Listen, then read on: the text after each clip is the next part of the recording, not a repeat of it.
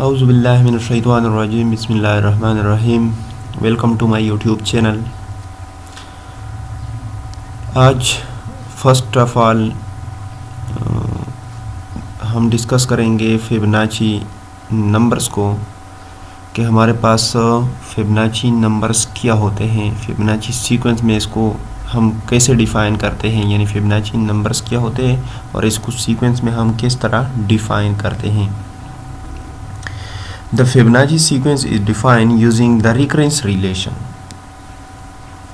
Fibonacci sequence जो हमारे पास होता है उसको हम recurrence relation लेते हैं, यानी recurrence relation हमने फर्स्ट और 2 लेक्चर में हमने किया था, लेक्चर 3 और 4 और 5 में, यानी हमने उसमें recurrence relation के बारे में डिस्कस की थी कि हमारे पास recurrence relation क्या होता है, उसके बारे में सारे डिस्कशन हमने उसके बारे में की थी।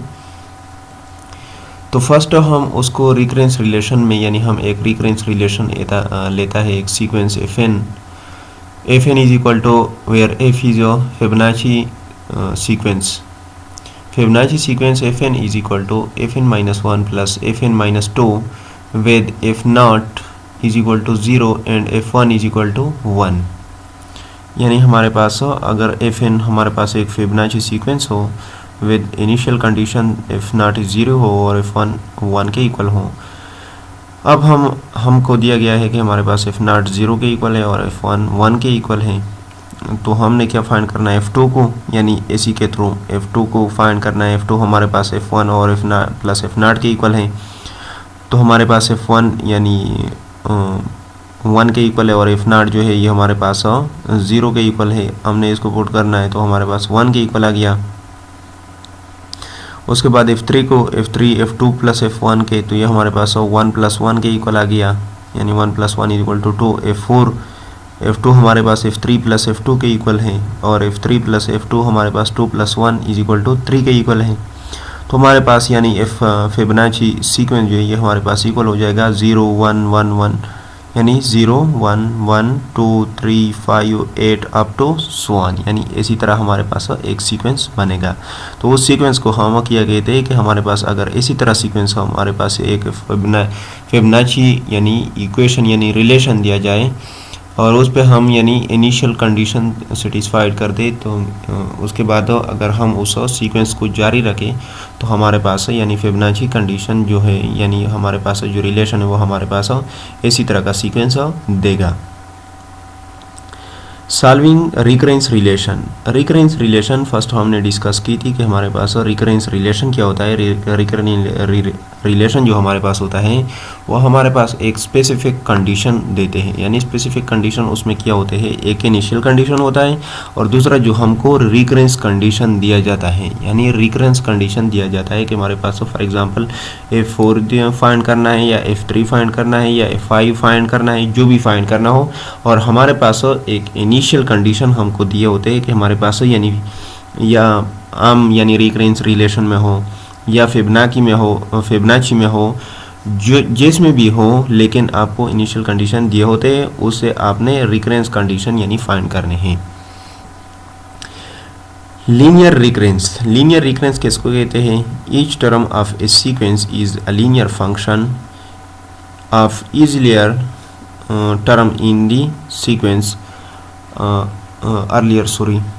अगर हमारे पास एक लीनियर रिकरेंस होता है, यानी लीनियर रिकरेंस को हम किस तरह फाइंड करते हैं, अगर हमारे पास एक टर्म ऑफ सीक्वेंस हो, for example F1 F2 F3 up to, यानी इसी तरह हमारे पास एक सीक्वेंस दिया जाए, is a linear function of earlier terms in the sequence, तो उसके बाद जितने टर्म्स यानी हमारे पास आते हैं उसको हम यानी सीक्वेंस की तरह यानी रिकरेंस में यानी हम लेते हैं। फॉर एग्जांपल हमारे पास A0 is equal to 1, A1 is equal to 6, A2 is equal to 10, तो इसको हम यानी इसी तरह यानी AN is equal to AN minus 1 plus A2 AN minus 2 plus 3 AN minus 3 up to so on, यानी हम इस तरह इसको डिफाइन करते हैं। फॉर एग्जांपल कि हमारे पास अगर एक सीक्वेंस में हमारे पास इनिशियल सेकंड थर्ड दिए गए हो तो उसको हम इसी तरह यानी ऐसी कंडीशन में यानी सेटिस्फाइड करते हैं कि हमारे पास ये कंडीशन सेटिस्फाइड कर रहा है।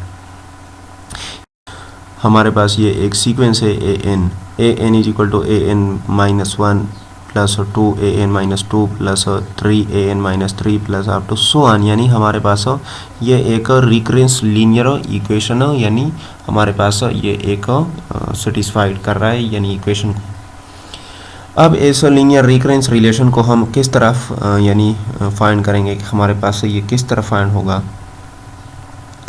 Suppose a linear recurrence relation is F N is equal to A N minus one plus B F N minus 2। अगर हमारे पास ये फिबोनाची रिकरेंस रिलेशन हमको दिया गया हो कि हमारे पास एक फिबोनाची रिकरेंस लीनियर इक्वेशन है हमारे पास where A and B belong to R और हमारे पास ए और B belong to real number, the characteristic equation is X square is equal to A x plus B x power 0, यानी हमारे पास ये कैरेक्टरिस्टिक इक्वेशन की फॉर्म में हमने लिया है इसको कि हमारे पास x square is equal to A x plus B x power 0। इसको हम क्वाड्रेटिक इक्वेशन में चेंज करते X power 0 difference A X और difference B is equal to 0, यानी इसको हमने क्वाड्रेटिक इक्वेशन में चेंज किया। उसके बाद इस क्वाड्रेटिक इक्वेशन के हमारे पास 3 कंडीशन आएंगे यानी 3 कंडीशन होंगे इसको सिंप्लीफाई करने के लिए कि हमारे पास ये सिंप्लीफाई हो जाए। उसके बाद हमारे पास इस क्वाड्रेटिक इक्वेशन के यानी 3 केसेस होंगे, यानी 3 केसेस से हम इसको फाइंड करते हैं। फर्स्ट ऑफ ऑल हमारे पास if the roots of are distinct and x1 x2 are 2 roots then F N is equal to A x1 power n plus B x2 power n is the solution. First हमारे पास अगर इस equation यानी quadratic equation के हमारे पास एक यानी सोल्यूशन यानी उसके 2 रूट्स आ जाए हमारे पास यानी x1 और x2 हमारे पास 2 रूट्स हो, then F N is equal to यानी फिबोनाची सीक्वेंस जो हमारे पास है ये हमारे पास इक्वल हो जाएगा A x1 power n plus B x2 power n, यानी इसके इक्वल हो जाएगा। जब हमारे पास इसके इक्वल होगा तो ये हमारे पास सोल्यूशन होगा फिबोनाची सीक्वेंस का। सेकंड कंडीशन क्या कह रहा है, it the roots are repeated and x1 is the solution, then अगर हमारे पास एक यानी सोल्यूशन 2 बार आ जाए यानी फॉर एग्जांपल x1 और x2 हमारे पास यानी 1 के इक्वल है यानी सोल्यूशन दोनों के सेम है, तो हमारे पास फिबोनाची सीक्वेंस जो है उसका सोल्यूशन हमारे पास किस तरह होगा, F N is equal to A plus N B A plus N B into x1 power n is the solution. तो हमारे पास यानी फिबोनाची सीक्वेंस का सोल्यूशन हमारे पास इस तरह होगा a plus N B into x1 power n is the solution when the solution is repeated, for example x1 और x2 are the repeated root which in one solution, so we can write fn is equal to a plus nb into x power n is the solution of this equation, Fibonacci equation यानी Fibonacci equation। Third condition, if the roots are two distinct complex, then when we take one quadratic equation and they give two complex distinct roots, so we can write this complex two roots in the form fn is equal to r power n and to a cos into n theta plus b sin into n theta। यानी अगर हमारे पास एक complex equation है, for example एक complex equation है और वह हमारे पास 2 रूट्स दे दे, तो उस कम्प्लेक्स रूट्स यानी हमारे पास 2 रूट्स हो x1 और x2 यानी 2 डिस्टिंक्ट हो, उसको हम इस तरह यानी फिबोनाची सीक्वेंस में डिफाइन करते F N is equal to R power n into A cos into N theta plus B sine into N theta. यानी हमारे पास हो इस तरह, यानी अगर हमारे पास कम्प्लेक्स नंबर हो और उसके 2 रूट्स आ जाए और वो डिफरेंट हो तो उसको हम इस तरह डिफाइन करते हैं। उसके बाद हमारे पास एग्जाम्पल क्या कह रहा है, सॉल्व द रिकरेंस रिलेशन के रिकरेंस रिलेशन फाइंड कर दें। फॉर एग्जांपल अगर हमारे पास ये रिलेशन यानी ये सीक्वेंस जो हमारे पास है यानी इस तरह हो कि यानी यानी कि a N is equal to 5 A N minus 1 minus 6 A N minus 2 with in initial condition a one is equal to 1 a not is equal to 1 and A one is equal to 4। अभी क्या कह रहा है कि for example solve the recurrence relation को find कर दें। अगर हमारे पास रिकरेंस रिलेशन क्या हो, a N is equal to 5 A N minus 1 minus 6 A N minus 2 with in initial condition A not is equal to 1 and A one is equal to 4। अगर ये हमारे पास दो इनिशियल कंडीशन हो तो उसकी वजह से हम रिकरेंस रिलेशन को हम फाइंड कर सकते हैं।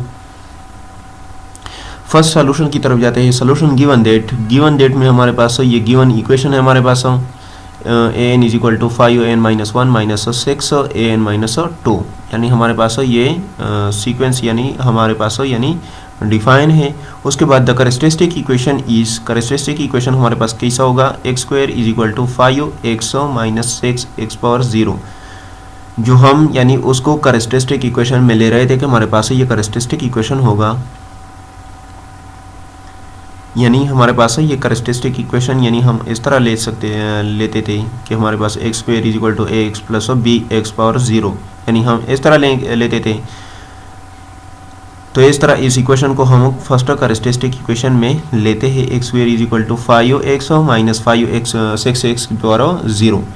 उसके बाद हम उसको क्वाड्रेटिक इक्वेशन में चेंज करते हैं। क्वाड्रेटिक इक्वेशन हमारे पास हो X square minus 5x plus 6 is equal to 0। तो ये हमारे पास एक क्वाड्रेटिक इक्वेशन हो गया। इसको हम फर्स्ट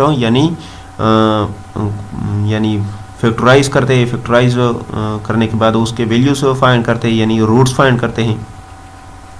फर्स्ट हम इसको फैक्टराइज करते हैं तो ये हमारे पास x square minus 2x minus 3x plus 6 is equal to 0, यानी -2 -3 हमारे पास -5 के इक्वल है। अगर हम इसको मल्टीप्लाइड कर दे तो ये हमारे पास प्लस 6x स्क्वायर के इक्वल हो जाएगा।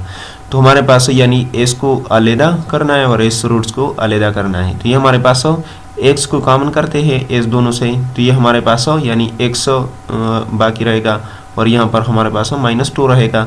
ऐसे -3 को कॉमन कर लेते हैं, ये हमारे पास x minus 2 is equal to 0, ये हमारे पास इसके इक्वल हो जाएगा।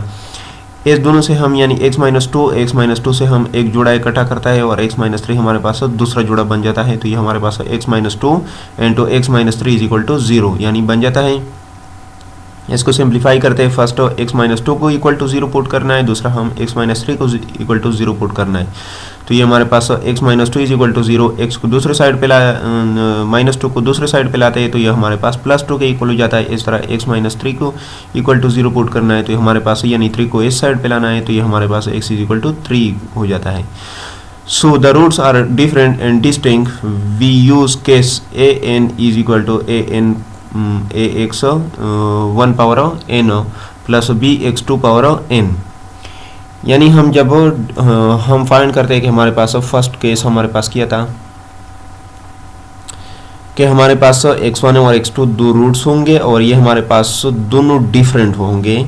जब हमारे पास डिफरेंट होंगे तो ये हमारे पास फिबोनाची सॉल्यूशन का यानी सॉल्यूशन होगा, यानी फिबोनाची सीक्वेंस का सॉल्यूशन होगा। तो हमारे पास यहाँ पर जो रूट्स है ये हमारे पास डिफरेंट है यानी डिस्टिंक्ट है। तो इसको हम फिबोनाची में यानी सीक्वेंस में हम इस तरह डिफाइन करते हैं, a N is equal to A x 1 power n plus a b x 2 power n। तो हमारे पास x1 और x2 की वैल्यू हमने फाइंड करनी है। तो हमने फाइंड कर लिया कि हमारे पास x1 जो है ये हमारे पास 2 के इक्वल है और x2 की जो वैल्यू है ये हमारे पास यानी 3 के इक्वल है। तो इसको हमने पुट करना है। तो हमारे पास a N is equal to a 2 power n plus b 3 power n, इसको हमने इक्वेशन ए का नाम दिया। इसके बाद now put n is equal to 0 in equation A. n is equal to 0 हम पुट करते इस इक्वेशन ए में। जब हम यहाँ पर पुट करते हैं तो ये हमारे पास n नॉट हो जाता है। यहाँ पर पुट करते तो a dot 2 power 0 plus b 3 power 0 यानी ये हो जाता है। तो ये हमारे पास इस तरह हो जाता है, a not is equal to 2a power 2a dot 2 power 0 plus b 3 power 0।